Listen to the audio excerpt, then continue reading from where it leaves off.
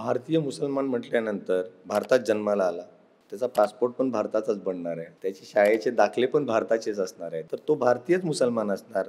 कोण म्हणतो मी अमेरिकन आहे, कोण म्हणतो मी इंडोनेशियन आहे, कोण म्हणतो मी जॅपनीज आहे, कोण म्हणतो मी चायनीज आहे. तसा मी भारतीय आहे आणि मी मुसलमान आहे, तर मी भारतीय मुसलमान.